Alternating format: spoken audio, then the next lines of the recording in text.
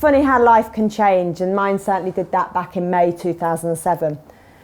Before my accident, as a chiropractor, I'd been to university, got my degree and set up a clinic that I treated my patients from part-time just at home. But my passion was the horses, and right from the age of 2 or 3 I was on ponies and eventually got into the sport of eventing when I was about age 13. And it was only about 10 months before my accident I was competing at the Burley Horse Trials. This is the highest level in the sport, so it was my childhood dream. My ambitions for the future were set high, and got 6 lovely horses and owners for the horses, so I had big plans to go on from there. And then on the 6th of May in 2007 I went off to Osberton Horse Trials in Nottinghamshire. It was an event I'd competed at loads of times before. Actually, the horse on the video was the horse I was riding that day, and I'd ridden him for about 5 years. And actually been round the same course only a year before that. The woodland track, which is actually on the photo behind me, is the one I'm talking about. The woodland track split into 2. The horse got his eye on one way, we're meant to go the other, and he clipped his shoulder on the tree. It was a very small error, just slight misunderstanding.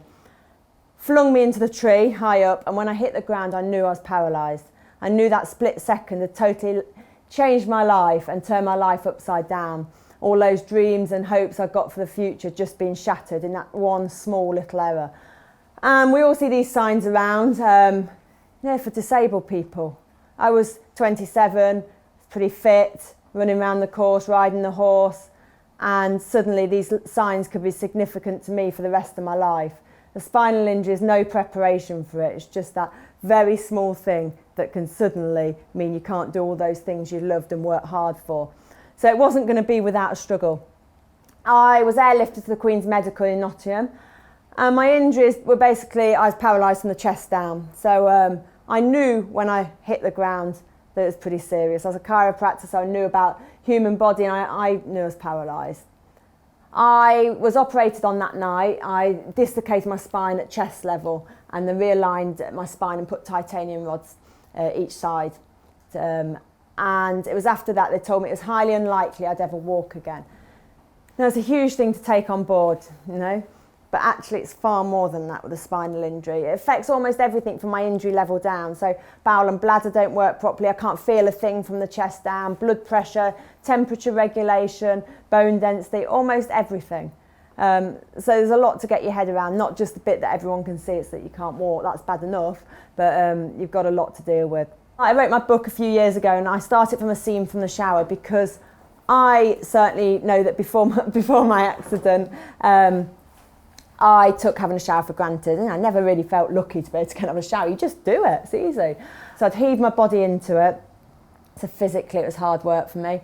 And then I'd look down, and my legs had wasted at this time because I hadn't been told about electrical stimulation bike that I got 2 years after and use about 5 times a week now. So my legs had wasted. My stomach was now soft and floppy, not toned like it was the morning of the horse trials. And remember, this happens in such a split second that you go from that, there's no adapting to it. So none of my clothes that I had before fit me or suited me anymore, so I had to really get rid of everything that I liked like that. And then I see the water running down me. I didn't know if it was hot or cold. I felt 2/3 dead. And there was times where I just wished I'd hit the tree a little bit harder. I didn't know how I could ever be happy and be paralysed. Bearing in mind, I never sat still for a second before my accident, and I couldn't do anything that I enjoyed doing before. So things seemed pretty bleak at times. And I knew I'd got to try and get through those days, and how did I do it? So I did it by trying to take every opportunity. Staying in the same 4 walls doesn't do you any good. So I'd make myself go and do these small things. Everyone thinks like the marathon things I've done are my biggest challenge. Just getting out of bed when you had no reason to get up is the biggest challenge I've ever gone through. Right from those early days, I decided I'd do what I can to help cure paralysis. Even with those dark times, there were other times where I actually looked around me and felt genuinely lucky because I'd got used to my arms. And I saw the Rewalk suit on the internet. I thought it'd be a brilliant bit of kit to do some fundraising in. So I fundraised to get the money to buy the suit. Suits made in Israel. I went to the NEC in Birmingham, saw an Israeli guy walking around in it. He made it look really easy. So I thought, I'll enter the London Marathon. So I got the place in the London Marathon. I got the money to do it, but still no suit. Anyway, eventually I got an email saying that I could be the first person in the UK in the suit. and start my training for the London Marathon January 2012. So it only gave me 12 weeks to learn to walk in it. I wasn't like the Israeli guy. I found it seriously difficult. And I was going on things like Daybreak saying, yeah, I'm walking the London Marathon, I've got about 8 weeks to go. I couldn't even walk across the room. I thought, could be a bit tricky. I'm sitting there going, yeah, I'm doing it. And anyway, I did get a little bit better across the room and then went outside. It was like back to square one. Every little bump was an obstacle. The camber, the slopes, anything I came across, I'd catch a foot and stop. So it took me forever, but I just figured that every step would get me a step closer to the finish line. So on the 22nd of April in 2012, I took that first step over the start line. Now, when I had my accident, I thought I'd never have the highs that I had at like the Burley Horse Trials and the big events. This was like a million times better. I took the first step and the crowds went mad, and I knew it was for me because everyone else had run off. I was on my own for 17 days.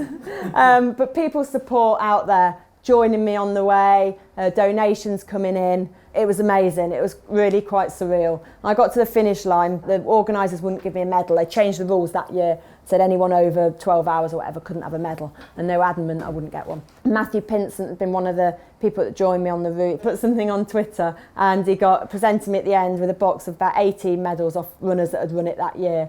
And it meant so much more anyway because they'd all learnt their medals. So they donate their medal to me. And it was amazing. So, of course, it just makes you want to do more. So really my message to you all is to get out there, believe in yourself, and when things feel tough, keep going.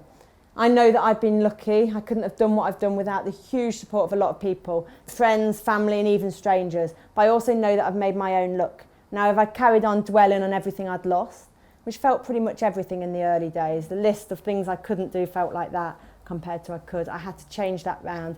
Start to think of all the things I could do, and because of that if I had to name the best 5 days of my life, they all come after my accident. Meeting Dan, having my 2 little girls, challenges I've done, going into some of the schools I've done.